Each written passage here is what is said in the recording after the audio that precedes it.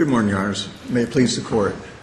Do you want to divide your time with anybody, or? Yes, Your Honor. I'd like to allocate 3 minutes for myself on behalf of the mother, BA, 2 minutes for Mr. Burger on behalf of the Regional Counsel's Office representing DM, the father, and Mr. Rodriguez from FIU is going to be arguing for 3 minutes on behalf of AM, the minor child.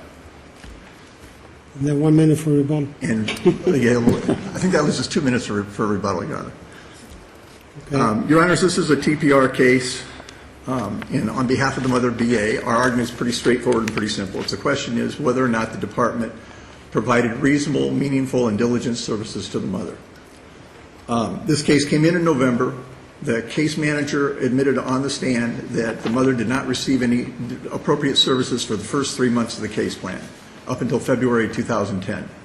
In October of 2010, they changed the goal to adoption some 8 months later and filed a petition for termination of parental rights.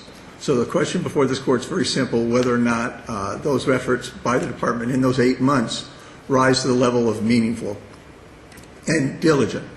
The testimony was that the mother completed her parenting, she completed her psychological evaluation, she completed everything but her domestic violence. And the individual therapy. And the individual therapy, correct, which was actually melded in at the end as being part of the domestic violence because the way they did this was so convoluted. Yeah, I didn't get the impression that the failure to, and although it was a finding by the trial court, I didn't get the impression that that was really the focal point of the trial court's ruling, the failure to complete the courses. I got the impression that the trial court was more concerned about the mother's lack of insight and inability to protect the children if they were returned to her care, especially in light of the fact that she had a continued relationship with the father, which is more problematic here. And I understand the Court. I don't believe there's clear and convincing evidence that there was a continuing relationship. The only thing I saw in the record that I recall from trial was a statement by the case manager, Ms. Bersano, that they were concerned that she was continuing a relationship with the father. No one testified that they'd seen them together, that there was a continuing relationship. So I would argue to the Court that, and I don't believe it's clear in the ruling that, in fact, that was the basis. There was a finding by the trial court, but you're saying there was insufficient evidence to support that finding. Exactly, Your Honor. I believe the only evidence is that hearsay statement by Ms. Bersano. Moreover, I believe that if you don't give, I think the problem here is where the department doesn't make meaningful and diligent efforts to give somebody their services, they can't come back and terminate for either 39-806-1E1 or 2, material breach, because how can you say the person's not going to reach a successful conclusion if you haven't given them the services they require to amend the problem or to cure the problem they had? And in this case, this was all fits and starts. This mother was, the only thing this came in on was domestic violence. The mother was a victim. First, they sent her to a perpetrator's class for 3 months. Then they sent her to another class for a period of, I believe, three classes. Then they changed it again, and the case manager testified that the mother completed her initial course. On page 151, she says the mother... Well, she completed the domestic violence counseling, but the testimony was that she gained no insight from the counseling, that she didn't seem to understand what her duty was and how she could protect her children. And they offered her continuing services, was that what she needed to continue on the services. But what they did was they didn't make that referral until at time of termination. The referral and the testimony by Ms. Bersano was that they made the referral in October of 2010. The mother, the adoption case plan was adopted on October 13th, no proton to October 8th, and the termination was filed that same month. So what I'm arguing to this Court was the department did not... But didn't they make an initial referral that she was not attending, and then she said she wanted to go to her own therapist, so they then approved it, and she started off and didn't finish that counseling at the time of the hearing? Your Honor, the standard here is clear and convincing evidence. I was at the trial, and I've read the record, and I don't think it's clear to anybody how it worked. It's very unclear and to me, very murky as to what exactly occurred, because the testimony was that she did 3 classes here, 3 classes there. They came to an agreement. She completed, the testimony was by the case manager, she completed her initial time frame. And they continued that time frame, and because she was already in services with, and I apologize, I can't remember the name of the agency, they referred her back there, but that referral was in October of 2010, simultaneous with their filing of the petition for termination of parental rights. I And thought then, you've sorry. used up more than 3 minutes. I would ask, based on these grounds, that they did not provide meaningful and diligent services to this mother, that this should be reversed and remanded. Thank you, counsel.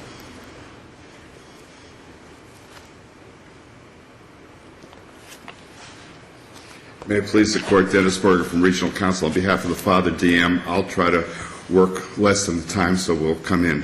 How much is your time again? 2 minutes? I'll do it in one. Okay. The issue for the father before this Court is that he was given a contract. The Department of Children and Families did not fulfill the contract. He was supposed to do, I think it was 4 or 6 services. He did 3 or 4 of them. But he did not do anger management or individual therapy.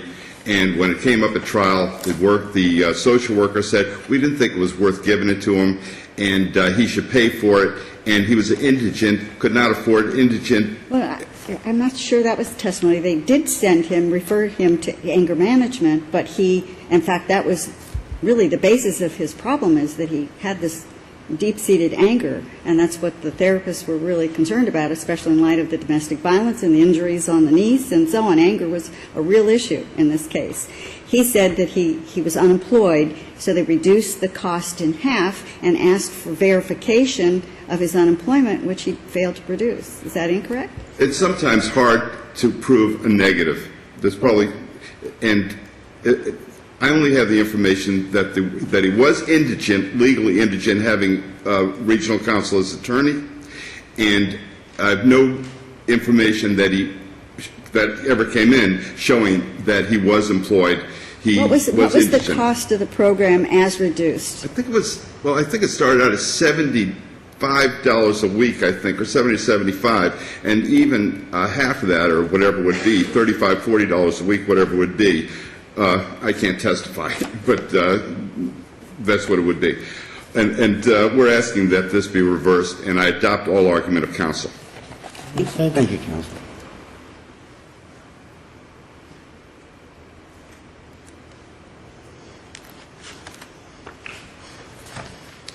Good morning, Your Honors, and may it please the Court. My name is Ricardo Jose Rodriguez Santana. I'm a staff attorney at the FIU College of Law Clinical Programs, and I, along with Laverne Pigney, represent the minor child AM. Your Honors, this case is about a perfect storm of failures, 2 of which specifically apply to the minor child AM. Firstly, the trial court failed to determine whether each child had the intelligence, understanding, and experience to express a preference as required by Florida Statute 39.810, subsection 10. And secondly, the guardian ad litem failed to disclose to the court a conflict of interest between each child's distinct representation. But did the trial court specifically find in the order that the children are smart, adaptable, well-adjusted? Doesn't that, and then goes on to determine what's in the best interest, and does address the fact of what this child's preference was, which was to return to the mother? It does, Your Honor, but in the trial, or in the order, it specifically states that they assume the children do want to return to the mother. It does not specifically state whether it's that they're understanding what the children want and that they want to take into account. They made a finding that this child is smart, is intelligent, and the child wants to return to the mother. What more did the trial court have to do? The trial court needed to take that into account into their determination of what was in the manifest best interest of the child. Didn't the trial court do that by putting it in the order? We would submit that it did not, Your Honor, because it was merely assuming that they want to return to the mother, as opposed to making a finding of what her expressed wishes were. Florida statute requires that they take into consideration what the children want as part of the termination of parental rights proceedings. We submit that the trial court did not, because it merely assumed, and it made a passing reference in the trial court, that the children, that AM specifically wanted to return home to mom. So based on this, we believe that that the court should have taken into account AM's expressed wishes, and if they would have done so, the outcome of this trial may have been different. Moving to my second failure, Your Honor. The statewide guardian ad litem office standards of operation specifically states that the GAL program shall request discharge from a case because of conflicts arising from representation of multiple parties. In this instance, one guardian ad litem was appointed to represent all three children with varying backgrounds, varying developmental differences, and varying wishes. Specifically, the son in the case expressed a desire not to be returned home. But AM did state in the trial court, and the guardian ad litem disclosed, that she did want to return home with mom. Based on this, we ask that the court overrule the TPR. Thank you very counsel. much. You're going to divide your time. Your Honor, I'm going to take 1 minute to address the final argument of counsel with respect to the guardian ad litem program. Karla Perkins for the department will address the other arguments. So, good morning, Hillary Kambour for the guardian ad litem program. Your Honors, there was no conflict in the guardian ad litem's position, representation, advocacy in this case. Counsel confuses the role of the guardian ad litem with the role of an attorney ad litem, or with most attorneys who advocate for the express position of their client. That is not what the guardian ad litem program does, or our guardians in general do. They represent the manifest best interest of the children. They take into account many, many factors in determining what is in the manifest best interest of the child. One of those factors is, of course, their express wishes, which is what this guardian did. Now, the fact that these children have differing express wishes does not mean necessarily that they have differing best interest determinations as determined by the guardian ad litem. Now, I am not concerned with the conflict issue, but I would like you to just briefly address the trial court's findings, because when you do read the order, it does seem to be very general as it relates to AM. It says the children in general are intelligent, and it says the trial court assumes that other than MM, the children want to return to the mother. That does not really tell me that the trial court considered AM's real desire to return to the mother, and her, whether the trial court really weighed that factor in making its determination as to what's in the best interest of AM. Your Honor, I believe it does. The trial court could have been more explicit. Of course, he could have said precisely what the guardian said, which was that MM doesn't want to go home or see his parents, and AM does, and that the other child... And AM is the oldest Right. of the children, so the most mature of the three to make that decision. Right. And the guardian represented that she was bright, and as Your Honor said. I believe where, although the trial court could have been more explicit, the gravamen of the issue is that the court recognized that even though the child wants to go home, it's not safe. And we have, in my brief, I believe, a string cite where that That's the happens other all question I time. want to ask, and I was really going to ask Okay, other then I'll leave counsel, that to but Ms. about the safety of the home. And my concern is what evidence was there that the mother and the father are still involved with each other, and that the children or AM would be at risk if she was returned to the mother's household as to having the father have access to her and to harm her. And Your Honor, I'm going to let Ms. Perkins Okay. answer this. May it please the Court, Karla Perkins for the department, and Jennifer Clune represents the child who wants to go home, MM. The case, and I'll deal with the mother first, actually, where the initial testimony from the therapist who was doing the visitation with mom and dad and the children, at first they were together, but then she said that they separated. So when she was doing the visitation, it was mom separately with children, dad separately with children. Problem with mom, and the testimony here is from the case But was there manager. any evidence as to what their relationship was at the time of the TPR hearing? The trial, there actually wasn't really a clear testimony of where they were, whether they were still together. We really don't know that from the record. So I would have to agree with the court where the record is not clear on that fact. The problem, though, is you have to look at the mother.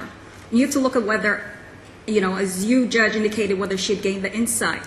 And the fact was she was going to the mailman center because, yes, there was a problem with the early referrals. No, but I think it would make a difference, at least to me. I can't speak for the rest of the panel, but it would make a difference to me as to whether or not the father was going to be involved. I mean, if for argument's sake, the father's parental rights are terminated and the mother and the father have no continuing relationship, then it may make sense in as it relates to AM to give the mother more time to be able to gain the insight that she would need, because the child would not be at risk if she was returned to the household if the mother was not having any involvement with the father.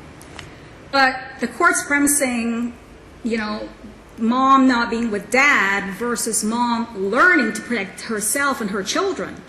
In other words, it doesn't have to be the father alone that the mom can get involved with domestic violence. If she chooses to move on to someone else who starts perpetrating domestic violence again, then what has she learned? The fact is, Dr. DiTomaso spoke about that. He testified to the fact where if this mother doesn't learn to protect herself, how then can she be able to protect her children? So yeah, the father is clearly a violent person based on her testimony alone that she suffered physical and verbal abuse from him, and the children were present some of the times. Now, the case is in a peculiar position where you have one child who clearly does not want to go home. That child who does not want to go home, clearly there was a problem in the home. Has the mom remedied the circumstances where that child alone would have felt safe to even go back home? She's not. The case manager testified. Well, there could be many reasons why a child might want to live in one particular place or another. I mean, maybe the younger child, MM, is very happy where he is for whatever reason. But my concern is before you terminate parental rights, I mean, it's a really big step. And if you've got a mother who is going to the courses and has completed many of them and shows an interest and relates very well with the children, and you have a child who specifically is old enough to make that decision and wants to return to the mother, why not give the mother a little more time to see if she gains the insight that's necessary if the father's not in the picture anymore? The problem with I mean, if they're continuing to see each other and he's in the household, that's clearly a problem. That's a different scenario. But if he's gone, I think it makes a difference. Well, I'll tell you what, though. Because it would at least show to me, if he's gone, that she's gained some insight that he's a danger, that he's a danger to her children and that she doesn't want him to be a part of her life because he's abusive. Yeah, but, here's the problem with the mother, though. If you look at her actual therapist, because the mom went ahead and waited until December to look for her own therapist, December of 2010.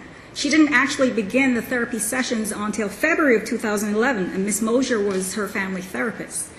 And Ms. Mosier said that mom was beginning to recognize the problems of domestic violence and what to do with it.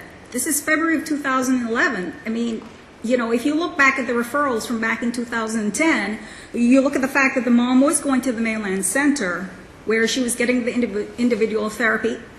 Yes, Right, she did but- complete that initial time frame, but then she didn't continue If we there. reverse the termination, she's still dependent. The children are still dependent, so you can continue to supervise. And if she gets into another relationship, you can also file for termination then. I mean, I just don't see, termination is like the death sentence in a criminal case.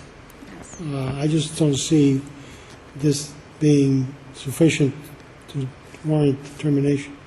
You're speaking the solely mother. about the mother, though, Right. not the father, Now, correct? who's going to address the father? Is that somebody No, I'm else? going to address the father, too.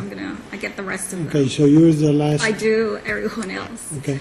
The father clearly was a problem where, even if he didn't get to do the anger management, his counsel would argue to the court that the department didn't help by paying for the anger management courses fully. But he didn't even recognize or accept the domestic violence, even though he agreed to the consent judgment of domestic violence, and the mother admitted to it initially. The children admitted. I mean, the evidence was very clear. There was ongoing, continuous domestic violence in the household, and he only admitted to one argument 10 years before, so he clearly hadn't Correct. reached a stage where he was even ready to admit Absolutely. what the problem was. So his insight is about zero. Okay, and so the child now who wants to go home, the court has a responsibility, yes, to listen to what the child wants, but the court has to look at the circumstances there and make the determination whether it is actually safe to put the child back home. it would be safe to put the child back home if the mother had gained the insight that's needed to learn to protect, because she has to be able to protect herself to be able, in order to protect her children also. So the court did make a valid determination that looking at the mother, even if, you know, the mother was visiting with the children, was doing well, everything, court looks at the circumstances of the parents, looks at the mother. What has the mother learned? What has she done in terms of remedying the circumstances? Because that's what substantial compliance is. You know, they're given a case plan and they're told, you have to be, not only complete the services, and it doesn't matter if they do part of it but not everything. The court can find along the way, okay, they've gained enough insight that we can start putting the children back with them. Eventually that leads to reunification. But there comes a point where the court has to make the determination that is the mom really engaged in her services to the point where we can put the child safely back with her. Now, you know, if this court actually feels that the mom is more viable, the department is willing then to move for a relinquishment to really seek a therapist to visit with the girl to ask her that. Appeal of the order terminating parental rights. How do we get into, assuming we rule on the termination of the parents, how do we address AM? I mean, is that something that we would have in front of us? Do we have jurisdiction, or is that part of the dependency? The child MM and the child's, or the child AM. AM, The child's AM and her wishes to go home. right? That actually would be part of the whole picture, Okay. really. So That's what I thought. the court can address that too, but, you know, in essence, if the court's Do we looking have at a to- single parent Let's say that termination, we reverse the termination of the mother. Do we have to then, in the order, in the opinion, address AM's wishes, or is that still something that, I mean, how do we get into that issue? Because we don't have a separate order for AM, we just have the termination. well, part of the thing too is with a single parent termination, there has to be single parent findings also under 39.811.6. So, Well, really. I think what Judge Ramirez is asking is can we bifurcate the ruling as to AM versus the other two children? If we reverse, do we have to reverse as to all three children? If we affirm, do we have to affirm as to all three children? Or can we bifurcate one of the children out of the scenario? But this is what I was explaining, though. We have a problem here, too, where if you're going to do a single-parent termination, there actually needs to be findings by the lower court, too. And if you're going to terminate as to one child only, it becomes even more complicated. I mean, yeah, you But can. my question is, let's say, I'll try to ask it again better. We affirm as to the father, we reverse as to the mother, as to all three children. We don't need to address AM, correct? Oh, okay. So you're going to reverse as to all No, I'm three not children saying or that not? that's what will happen. I mean, I'm not, one-judge panel here. I'm three-judge panel. So assuming that we agree on that, I don't know if we will, do we need to address AM? You would need to address AM, but you would need to address MM, who does not want to go back to the mother. You know, the child MM, who is also old enough to articulate his wishes, he doesn't want to go home to either the mother or the father.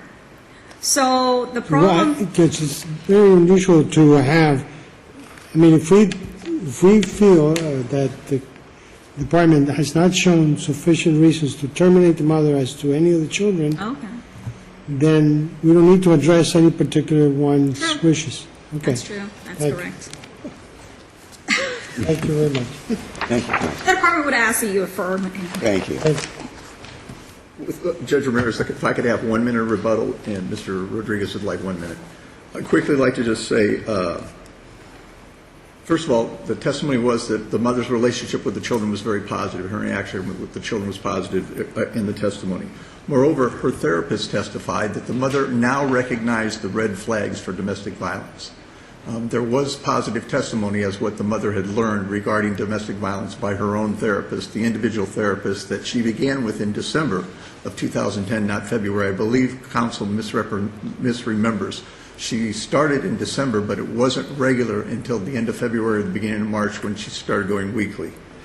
And lastly, to Judge Ramirez's question, and I don't know the answer about bifurcating the children, but I do know there's a case on point at the lower court level that says that in TPR trials, you need to treat each child individually.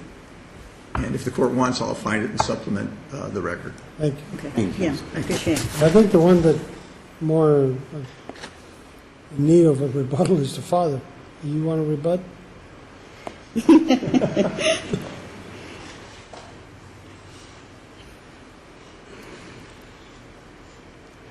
I would only say that the issue with the father had to do with whether or not he was given the proper services. Now, I am not a therapist. I don't play one on television. But supposedly the department had, quote, certified experts or whatever they call them to say, this is what this father needs in the dependency action, to heal him, to become a better parent, which is the issue in front of a dependency court. But all of the witnesses, as it relates to the father, said he was not gaining any insight, although he had gone through much of the programs, that his lack of empathy or compassion was frightening, especially with regard to his children, that he's brutal and callous and capable of harming his own children. I mean, that's pretty strong language. Yes, Judge. And that's why he needed the last two courses, which would have brought him over. We don't know that. These are the experts. I can't be that expert. That's why they have these people to deal with domestic violence and therapy, which supposedly cure people. Except But if he you was don't not even allowed- admit that there is domestic violence, that all you had was a verbal argument 10 years ago. That's, after going through a year of services, that's as far as he got. As I say, we don't know because he was not allowed to have it because the department decided on its own, unilaterally, we're not going to provide him with the services. If they'd have done it, then whatever would have come out of it, and I wouldn't be making this argument now.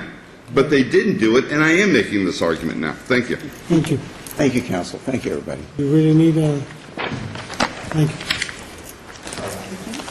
You going to rebut? Oh, Oh, okay. sorry. I'll give you 30 seconds. Real quick to your point, Your Honor, even if they did take into account her intelligence and her understanding, they still failed to actually. An assumption does not show that the court considered and evaluated her express wishes. The judge in his ruling just specifically stated that he assumed that she wanted to return home, and that does not constitute consideration and evaluation. Secondly, even with the understanding that AM was intelligent, the guardian, we understand that the guardian ad litem's place is to represent the express interests of the best interests, of the children.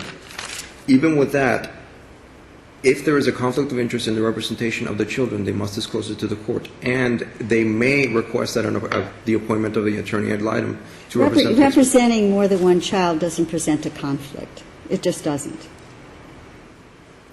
All right. Thank you very much. We'll be in short recess.